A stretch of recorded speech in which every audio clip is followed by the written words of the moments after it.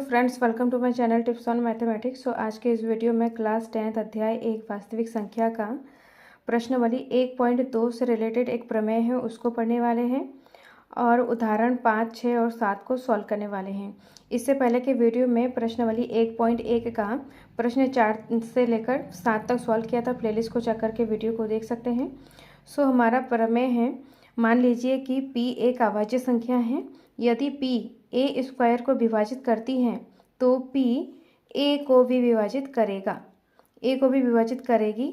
यहाँ a एक धन पूर्णांक है, धनात्मक पूर्णांक। a यहाँ पर क्या है, धनात्मक पूर्णांक है और p यहाँ पर क्या है, अभाज्य संख्या है। तो यहाँ पर p a स्क्वायर को विभाजित करेगा।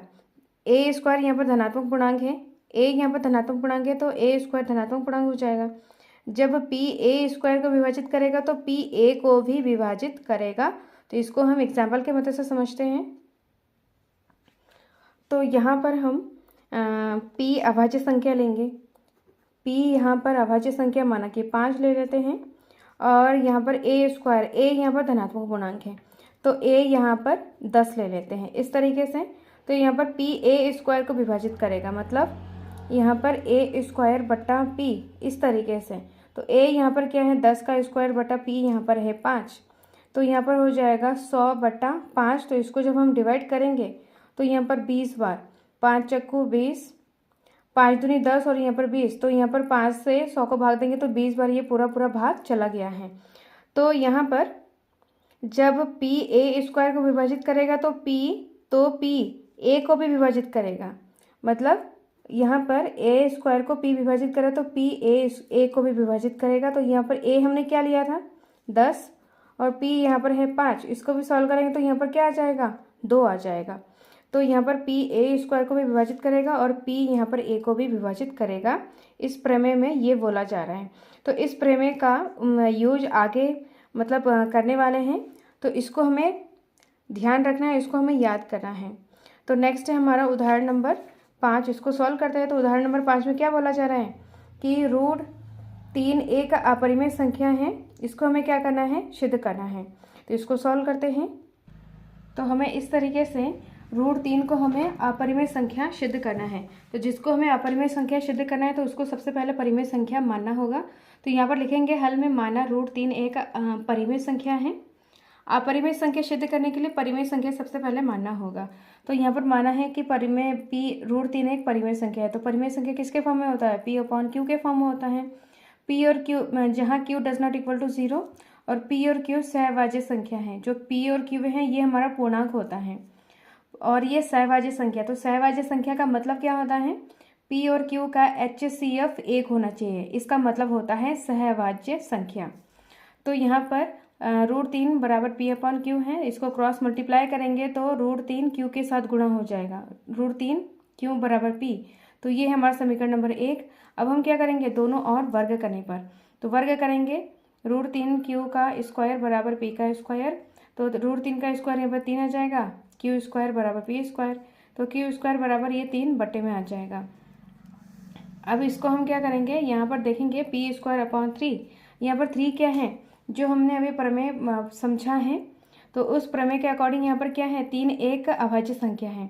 अभाज्य संख्या p स्क्वायर को विभाजित कर रहा है, अभाज्य संख्या p स्क्वायर को विभाजित कर रहा है। इसका मतलब 3 p को भी विभाजित करेगा प्रमेय के अनुसार। तो यहाँ पर लिखेंगे 3 p स्क्वायर को विभाजित करता है तो 3 p को भी विभाजित करेगा। तो 3 p को विभाजित करेगा, इसका मतलब क्या हो जाएगा, p अपॉन 3। यहाँ पर 3 p स्क्वायर को विभाजित कर रहा है, मतलब p स्क्वायर अपॉन 3। अब यहाँ पर 3 p को विभाजित करेगा, इसका मतलब क्या हो जाएगा, p अपॉन 3। तो यहाँ पर p अपॉन 3 को हम क्या मानेंगे, c मानेंगे। माना p अपॉन 3 बराबर c। इसको क्रॉस मल्टीप्लाई करेंगे तो यहाँ पर p बराबर 3c आ जाएगा। अब समीकरण 1 से, तो समीकरण 1 में क्या है, p बराबर यहाँ पर क्या है, रूट 3q।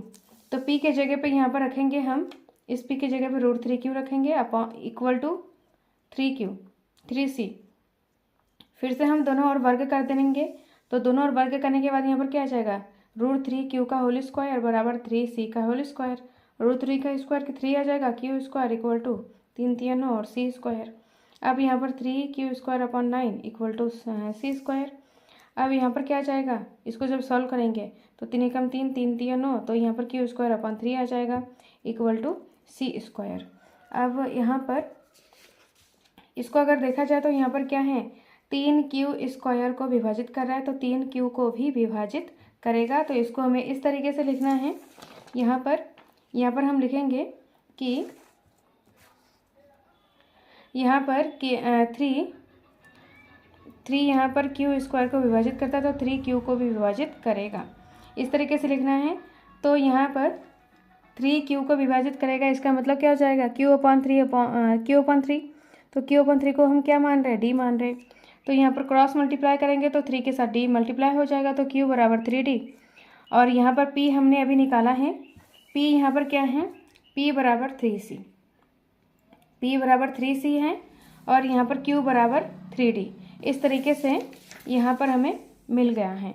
तो यहाँ पर जो परिमेय संख्या होता है वो क्या होता है, पी अपॉन क्यू के फॉर्म में होता है। तो पी यहाँ पर क्या है, 3C है और क्यू यहाँ पर क्या है, 3D है। तो इन दोनों में पी और क्यू में क्या कॉमन आ रहा है, यहाँ पर 3 कॉमन आ रहा है, जबकि पी और क्यू में क्या कॉमन आना चाहिए, 1 कॉमन आना चाहिए। जो पी और क्यू हैं वो सहभाज्य संख्या होना चाहिए, HCF मतलब कॉमन। पी और क्यू में 1 कॉमन आना चाहिए, तभी हम कह सकेंगे कि जो पी अपॉन क्यू है ये हमारा क्या है, परिमेय संख्या है। जबकि यहाँ पर कितना कॉमन आ रहा है, 3 कॉमन आ रहा है, दोनों में 3 उभयनिष्ठ आ रहा है। तो यहाँ पर हम लिखेंगे पी तथा क्यू में 3 उभयनिष्ठ नहीं आना चाहिए, क्योंकि पी और क्यू का एक सहभाज्य संख्या है जिसमें HCF क्या है, पी और क्यू का 1 आना चाहिए। तो ये हमारी अवधारणा के विरोधाभास प्राप्त होता है। जो हमने माना था कि √3 एक परिमेय संख्या है, तो यहाँ पर अपरिमेय संख्या सिद्ध हो रहा है। तो यहाँ पर जो हमारी अवधारणा है वो क्या है, विरोधाभास मतलब उल्टा हो रहा है इसका। तो अतः √3 एक अपरिमेय संख्या है। तो इस तरीके से इसको हमें सिद्ध करना है। इस तरीके से हमें पूरा लैंग्वेज स्टेप बाय स्टेप हमें पूरा लिखना है, तभी हमारा पूरा मार्क्स आएगा। अब नेक्स्ट उदाहरण नंबर 6 को सॉल्व करते हैं। उदाहरण नंबर 6 में बोला जा रहा है कि दर्शाइए कि 5 माइनस √3 एक अपरिमेय संख्या है। तो इसको हमें क्या बताना है कि ये अपरिमेय संख्या है। तो इस प्रश्न को सॉल्व करते हैं। 5 माइनस √3 को अपरिमेय संख्या सिद्ध करना है। तो अपरिमेय संख्या सिद्ध करने के लिए सबसे पहले इसको क्या करना पड़ेगा, परिमेय संख्या मानना होगा। तो 5 माइनस √3 बराबर पी अपॉन क्यू, परिमेय संख्या मानना है, जहाँ q does not equal to 0 और पी और क्यू का HCF क्या है, 1 है, मतलब सहभाज्य संख्या है। अब इसको हमें क्या करना पड़ेगा, इसको हमें सॉल्व करना है। तो यहाँ पर हम देख रहे हैं कि पी अपॉन क्यू परिमेय संख्या है, 5 भी एक परिमेय संख्या है, जबकि √3 अपरिमेय संख्या है। अब क्या करेंगे, √3 के सामने माइनस है, इसलिए इसको हम पक्षांतर कर देंगे इधर बराबर के इधर, और तो यहाँ पर क्या हो जाएगा, √3 प्लस में हो जाएगा और पी अपॉन क्यू बराबर के इधर पक्षांतर करेंगे तो माइनस का पी अपॉन क्यू हो जाएगा। तो यहाँ पर 5 minus p upon q equal to √3 के √3 इक्वल के इधर आएगा तो √3 आ जाएगा। तो यहाँ पर देखेंगे कि 5 पी परिमेय संख्या है, पी अपॉन क्यू भी परिमेय संख्या है, तो ये पूरा क्या है, परिमेय संख्या है। और यहाँ पर 5 में से परिमेय संख्या को माइनस करेंगे तब भी हमारा क्या आ जाएगा, परिमेय संख्या ही आएगा। और √3 अपरिमेय संख्या है, जबकि ये इक्वल है, इसका मतलब परिमेय संख्या अपरिमेय संख्या के इक्वल नहीं हो सकता है। यहाँ पर लिखेंगे √3 एक अपरिमेय संख्या है, 5 माइनस पी अपॉन क्यू एक परिमेय संख्या है। अपरिमेय संख्या परिमेय संख्या के बराबर नहीं हो सकता है, बराबर नहीं हो सकता है, ये हमारी अवधारणा के विरोधाभास प्राप्त होता है। अतः यहाँ पर ये थोड़ा मिस्टेक हो गया है। अतः 5 माइनस √3 एक अपरिमेय संख्या है। तो इस तरीके से इसको हमें सॉल्व करना है। अब लास्ट उदाहरण है, उसको सॉल्व करते हैं। उदाहरण नंबर 7 में बोला जा रहा है कि दर्शाइए कि 3√2 एक अपरिमेय संख्या है, इसको हमें सिद्ध करना है। 3√2 को हमें अपरिमेय संख्या सिद्ध करना है। सेम इसको भी हमें सेम तरीके से इसको भी सॉल्व करना है। तो यहाँ पर क्या हो जाएगा, जिसको हमें अपरिमेय संख्या सिद्ध करना है उसको सबसे पहले मानना होगा कि ये परिमेय संख्या है। तो माना यहाँ पर 3√2 एक परिमेय संख्या है, तो परिमेय संख्या पी अपॉन क्यू के फॉर्म में होता है, q does not equal to 0 और पी और क्यू का HCF यहाँ पर 1 होना चाहिए, मतलब पी और क्यू यहाँ पर क्या हो जाएगा, सहभाज्य संख्या।